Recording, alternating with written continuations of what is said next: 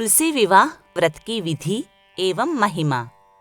ब्रह्मा जी नारद जी से कहते हैं कि कार्तिक शुक्ला नवमी को द्वापर युग का प्रारंभ हुआ है, अतः वह तिथि दान और उपवास में क्रमशः पूर्वाह्न व्यापिनी तथा पराह्न व्यापिनी हो तो ग्राह्य है।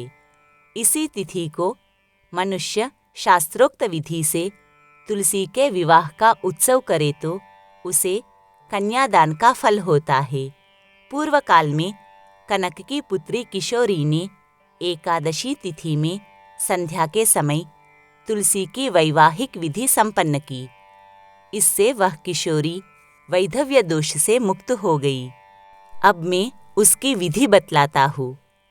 1 तोला सुवर्ण की भगवान विष्णु की सुंदर प्रतिमा तैयार करावे अथवा अपनी शक्ति के अनुसार आधे या चौथाई तोले की ही प्रतिमा बनवा ले। फिर तुलसी और भगवान विष्णु की प्रतिमा में प्राण प्रतिष्ठा करके स्तुति आदि के द्वारा भगवान को उठावे। पुनः पुरुष सूक्त के मंत्रों द्वारा षोडशोपचार से पूजा करे। पहले देश काल का स्मरण करके गणेश पूजन करे। फिर पुण्याह वाचन कराकर नांदी श्राद्ध करे। तत्पश्चात वेद मंत्रों के उच्चारण और बाजे आदि की ध्वनि के साथ भगवान विष्णु की प्रतिमा को तुलसी जी के निकट लाकर रखे। प्रतिमा को वस्त्रों से आच्छादित किए रहे। उस समय भगवान का इस प्रकार आवाहन करे। आगच्छ भगवन् देव अर्चयिष्यामि केशव, तुभ्यं दास्यामि तुलसीं सर्वकाम प्रदो भव। अर्थात भगवान केशव, आइए देव, मैं आपकी पूजा करूँगा, आपकी सेवा में तुलसी को समर्पित करूँगा। आप मेरे संपूर्ण मनोरथों को पूर्ण करें। इस प्रकार आवाहन के पश्चात 3 बार अर्घ्य, पाद्य और विष्टर का उच्चारण करके इन्हें बारी बारी से भगवान को समर्पित करें। फिर आचमनीय पद का 3 बार उच्चारण करके भगवान को आचमन करावे। इसके बाद कांस्य के पात्र में दही, घी और मधु रखकर उसे कांस्य के पात्र से ही ढक दे तथा भगवान को अर्पण करते हुए इस प्रकार कहे, वासुदेव, आपको नमस्कार है, यह मधुपर्क ग्रहण कीजिए। तदनंतर हरिद्रा लेपन और अभ्यंग कार्य संपन्न करके गोधूली की बेला में तुलसी और श्री विष्णु का पूजन पृथक पृथक करना चाहिए। दोनों को एक दूसरे के सम्मुख रखकर मंगल पाठ करे। जब भगवान सूर्य कुछ कुछ दिखाई देते हो तब कन्यादान का संकल्प करे। अपने गोत्र और प्रवर का उच्चारण करके आदि की 3 पीढ़ियों का भी आवर्तन करे। तत्पश्चात भगवान से इस प्रकार कहे, अनादि मध्य निधन त्रैलोक्य प्रतिपालक इमाम गृहान तुलसीं विवाह विधिनेश्वर पार्वती बीज संभूतां वृंदाभस्मनि संस्थितां अनादि मध्य निधनां वल्लभां ते ददाम्यहं पयोघटैश्च सेवाभि कन्या वद्वर्धिता मया त्वत्प्रियां तुलसीं तुभ्यं ददामि त्वं गृहानभो। अर्थात आदि, मध्य और अंत से रहित त्रिभुवन प्रतिपालक परमेश्वर, इस तुलसी को आप विवाह की विधि से ग्रहण करें।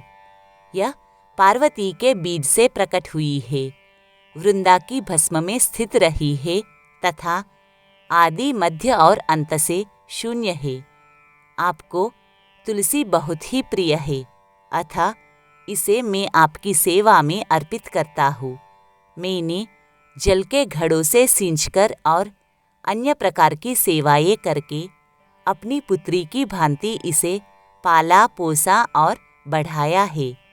आपकी प्रिया तुलसी मैं आपको ही दे रहा हूँ, प्रभो, आप इसे ग्रहण करें। इस प्रकार तुलसी का दान करके फिर तुलसी और विष्णु दोनों की पूजा करें, विवाह का उत्सव मनाए। सबेरा होने पर पुनः तुलसी और विष्णु का पूजन करें। अग्नि की स्थापना करके उसमें द्वादशाक्षर मंत्र से खीर, घी, मधु और तिल मिश्रित हवनीय द्रव्य की 108 आहुति दे। फिर स्विष्टकृत होम करके पूर्णाहुति दे। आचार्य की पूजा करके होम की शेष विधि पूरी करे। उसके बाद भगवान से इस प्रकार प्रार्थना करे, देव प्रभो, आपकी प्रसन्नता के लिए मैंने यह व्रत किया है। जनार्दन, इसमें जो न्यूनता हो वह आपके प्रसाद से पूर्णता को प्राप्त हो जाए। यदि द्वादशी में रेवती का चौथा चरण बीत रहा हो तो उस समय पारण न करे। जो उस समय भी पारण करता है वह अपने व्रत को निष्फल कर देता है। भोजन के पश्चात तुलसी के स्वतः गलकर गिरे हुए पत्तों को खाकर मनुष्य सब पापों से मुक्त हो जाता है। भोजन के अंत में ऊख, आंवला और बेर का फल खा लेने से उच्छिष्ट दोष मिट जाता है। तदनंतर भगवान का विसर्जन करते हुए कहे, भगवान, आप तुलसी के साथ वैकुंठ धाम में पधारे। प्रभु, मेरे द्वारा की हुई पूजा ग्रहण करके आप सदा संतुष्ट रहे। इस प्रकार देवेश्वर विष्णु का विसर्जन करके मूर्ति आदि सब सामग्री आचार्य को अर्पण करे। इससे मनुष्य कृतार्थ हो जाता है।